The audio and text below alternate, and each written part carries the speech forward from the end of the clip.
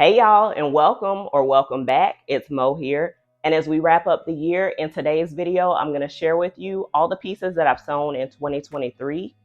And make sure you stick around until the end because I'll also be sharing my 3 takeaways from 2023 and my 4 sewing resolutions for 2024.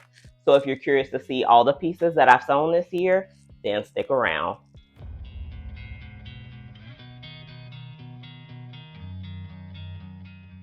Kicking things off with a vintage Vogue pattern, 9939 from 1987, courtesy of my mom's stash. Going from a dress to a crop top and skirt, it's a hack with a modern twist.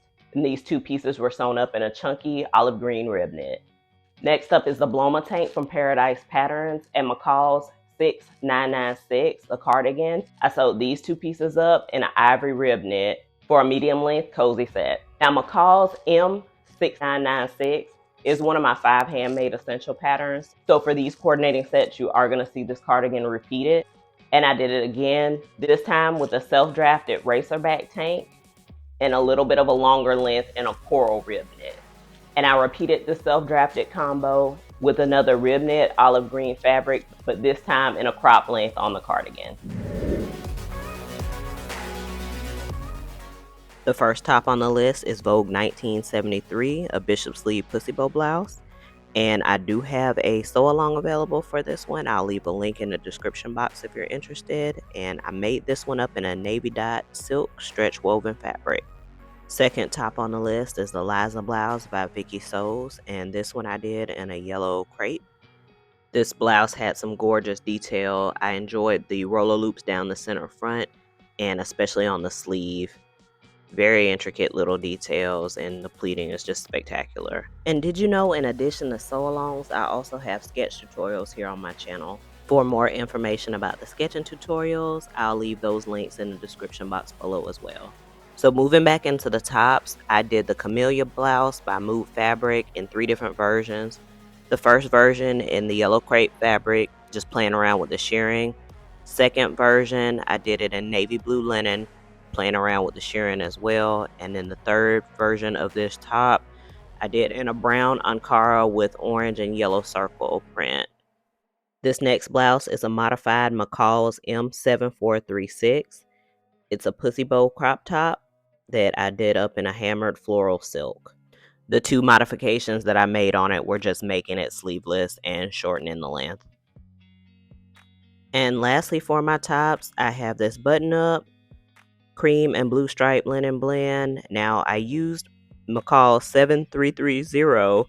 It was a jumpsuit, but I just took the top of the jumpsuit and made it into this button down shirt. Easy peasy. If you're enjoying this video so far, please give it a big thumbs up and let me know how many items did you get sewn this year. You know, I'm always curious to know about your projects too, so please feel free to share it below.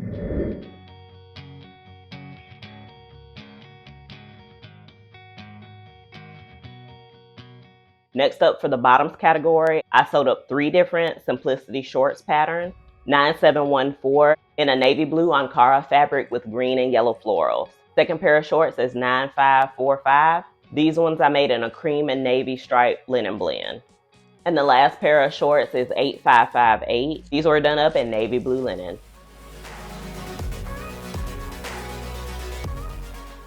First dress on the list is a modified Butterick 6857. It's originally a sweater pattern, but I hacked it into the Cezanne dupe of the Manon dress in a chunky rib knit. Next up, I created 2 alternate versions of a dress from McCall 7351. This is a hack where I added pleats on the bodice and a concealed button placket, just playing around with different detail elements on these. And I used the same type of cotton fabric, 1 blue and 1 white. This shirt dress is another take on McCall 7330. This time it's a dress hack from that jumpsuit pattern. Now I'm going to show you all the versions of McCall 7745, my favorite pattern. This first version in mint linen. Second version is for the Barbie movie. I hacked it into a halter, and this one is reversible. And here it is again in this fun navy papaya print, and one more time in this fun floral print. Now this version I actually wore to my son's graduation along with that cardigan M6996 in the coral rib knit, and one more time in the yellow crepe, but this time the cap sleeve version and with the flounces. Now this easy summer dress that I created here was another take on the Camillia blouse from Mood, but it was hacked into a dress. This little easy summertime creation. I added pockets and straps and made it in a cotton lemon print. These little type of sundresses were everywhere, and as quick and easy as this hack was, these are definitely going to make a comeback in the springtime for sure.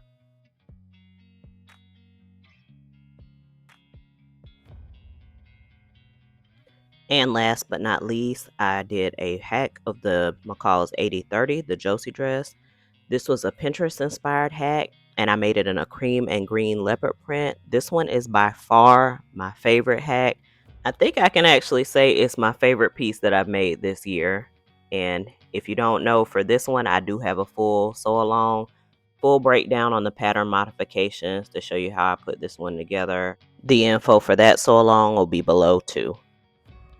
So in total, I sewed 29 pieces. That breaks down into 4 coordinating sets, 7 tops, 3 bottoms, and 11 dresses, using 16 patterns or 15 and 1 self-drafted pattern. Now my 3 takeaways from 2023 are: number 1, I'll be focusing more on separates, especially bottoms like pants, to diversify my wardrobe. I'm definitely lacking in the bottoms category for sure. Number 2, when it comes to fabric, I'll be concentrating on solid colors, leaning more towards jewel tones and neutral colors. And any prints that I choose, they have to have that wow factor, because in 2023, my items were definitely print heavy. So I need to bring more balance into my wardrobe with solid colors. And I'll shop my stash first before making any new fabric purchases. That's the goal, at least. And for the final takeaway, number 3 is pacing. I was actually quite surprised with how many pieces I completed this year, so I'm planning to maintain a similar pace in the new year, aiming to work on and complete at least 1 project a week.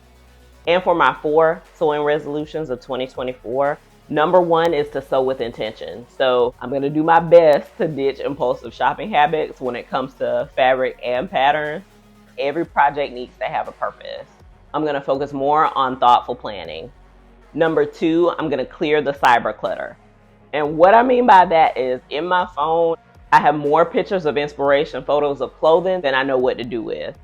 Do with that information what you will. So I'm going to be clearing those photos out of my phone and keeping my inspiration photos designated to Pinterest. So that'll include organized Pinterest boards instead of an endless sea of inspiration photos on my phone gallery. And a more focused gallery designated to one area just leaves more room for creativity. Number 3 is 1 project at a time. So no more scattering, cutting out multiple projects. I'm going to be focused and designate all my time and energy to the 1 specific project for the week, get it done, and move on to the next. And finally, number 4 is embracing the journey along the way. Let me elaborate a little bit.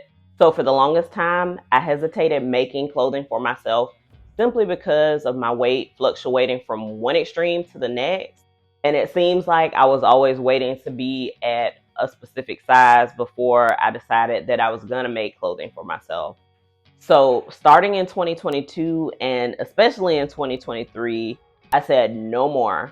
I'm going to make the clothes that I like, no matter what size that I am. Fashion is all about celebrating the style that brings you joy. So that's exactly what I'm going to do, no matter what size that comes in. And I'm definitely going to keep that same energy moving forward. So goodbye 2023 and hello 2024. If you enjoyed this video and you're curious to see how I actually prepare for a project, then watch this one next. Thank you so much for watching, and until next time, y'all, keep sketching, keep sewing, and keep the momentum going. Take care.